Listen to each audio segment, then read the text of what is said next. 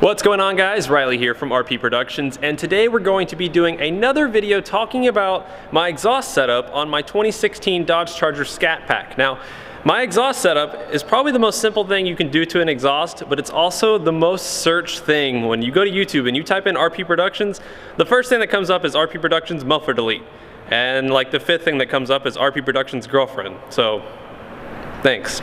The mid mufflers are pretty much a set of mufflers located right underneath kind of where the back seat is in the Chargers, and then the things towards the end right next to where the tips are. The little suckers that are like right up in there, those would be called your resonators. Now those you do not touch. If you touch those, you'll get a lot of drone. So don't touch your resonators, chop the mufflers off, replace it with some straight pipe. That's it. Now the reason I am making another video talking about my muffler delete and my exhaust setup is because I get asked questions about it every single day, like what is your exhaust setup? How did you do that? What does it cost? Blah, blah, blah.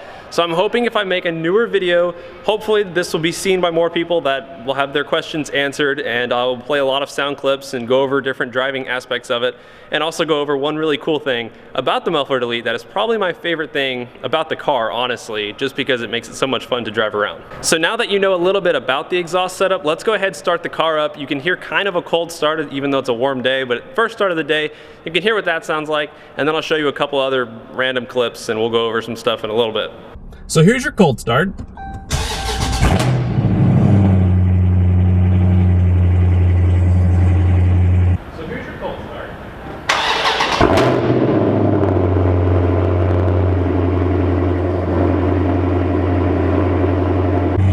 As I'm sure you can tell, it's pretty damn loud. So I would say the number one complaint with this exhaust is the fact that the cold starts are really damn loud. Like I said, it's 75 degrees outside right now, so it's, you know, it's a warm day. Cold days, when you start this exhaust up, it's really loud. I always tell people, if you have neighbors that hate you, they are really going to hate you if you do this. So, you know, kind of be cautious if you have some neighbors that, you know, might not be too happy. But if you're on good terms with your neighbors, then why not? Having a loud exhaust is cool and all, but there's this one thing special about this exhaust setup that I really, really like. So you have to do two things to really get the most of it. Number one, when you're in drive, knock it over into manual shifting mode. Number two, put it in sport mode. Sport mode in this car enables the exhaust valves in the back to pretty much stay open all the time, and it's just a louder exhaust pretty much. So once you have done those two things, you are totally in control of the car. Like the shifting is all on you. Now there's several different ways to make this happen, but this right here is probably the easiest, so I'll go ahead and do a quick little demonstration. So I'm gonna start to accelerate, and I'm gonna leave it in first gear, get it to right about 2,000 RPM, and then I'm gonna let off. And it makes pop noises. So now sometimes when you do these, they get to the point where they're so loud, they almost sound like mini gunshots. Other times it won't be as loud, so we'll see what this one does. There you go. So you kind of get a little taste of what they sound like. But like I said, just get to about 2,000 RPM, let off. And for some reason, like my buddy HTX Scat, his pop's way louder than mine. Mine are kind of medium, and other people's have been quieter than mine. So it really just depends on your car. I don't really know why, but it's really fun. So now that I'm out in the open, I'll go ahead and give you a few revs of what it sounds like. Now the car unfortunately has a rev limiter at 4,000 RPM, so you can't go past that. And generally about 4,000 RPM is really when this exhaust comes to life. But you can go ahead and hear an idle, hear what it sounds like in reverse. Some people say it sounds like a dump truck, to which I say hashtag team dump truck, but I think it sounds really good.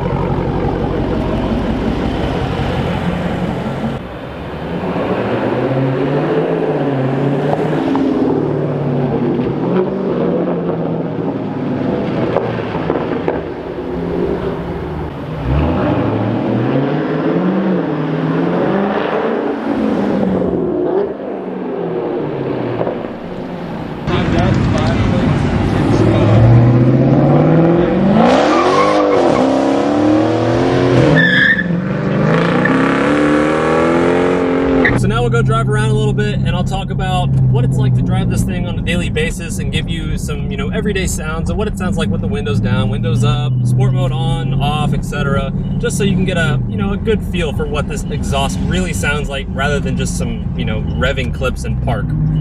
So for starters, while this is a loud exhaust, it's nowhere near the point where you can't have conversations inside the car or anything like that. You can daily drive this thing and have no problems. It really sounds pretty close to factory when you're not getting on it. When you get on it, that's when you notice a difference. But really, when you just sit here and drive it around normally every day, it sounds pretty close to what it was stock. So here's a quick example of what it sounds like pulling away from a red light.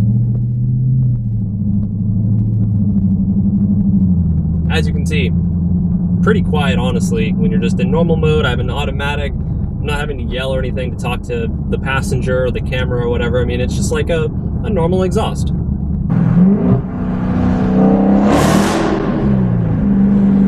That's when it comes to life.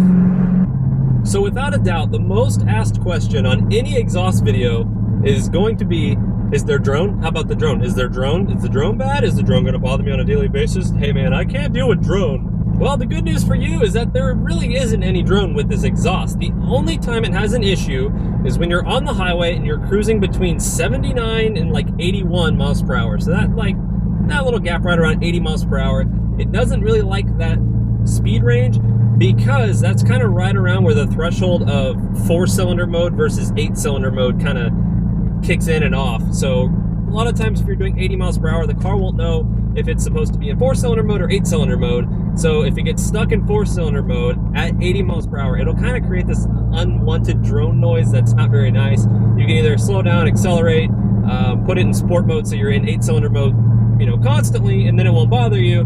But really 80 miles per hour is like the only speed that I have to avoid. As long as I don't hit 80 in 4-cylinder mode, it's totally fine. But obviously if you're gonna make your already loud exhaust louder, that's what you want. You want to hear the exhaust. So here's a good little exhaust clip. We'll do a 20 roll.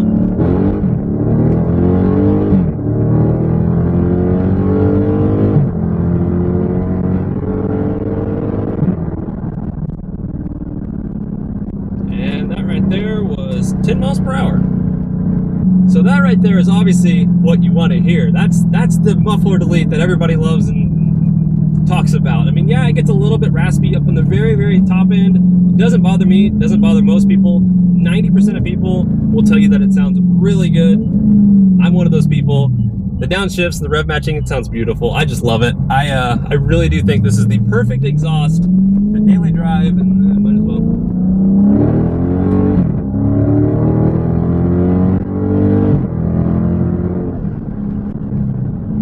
It's loud when you want it, really loud when you want it, and it's quiet when you don't. Quiet, okay, who am I kidding? It's not quiet, but it's not super loud when you don't want it to be, and you can have conversations in the car, you can daily drive it.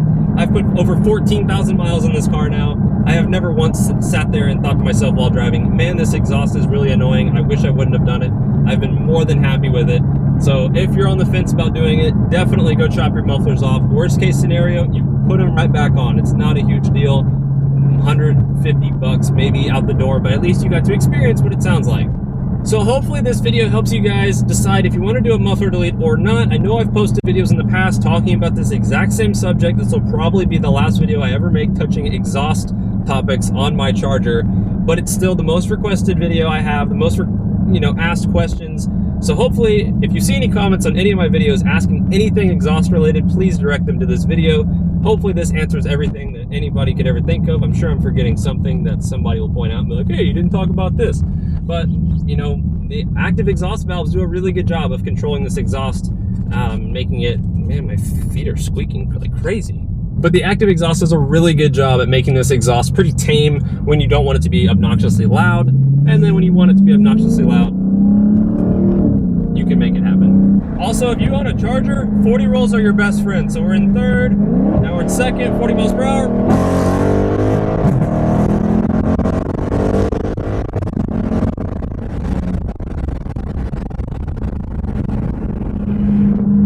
40 rolls are bread and butter on this car.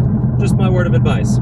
So thank you guys for watching this video. Hopefully you enjoyed it. If you were wondering about the exhaust a little bit more, and if you weren't wondering about the exhaust, hopefully you enjoyed just listening to the beautiful sounds that this 6.4 liter V8 makes.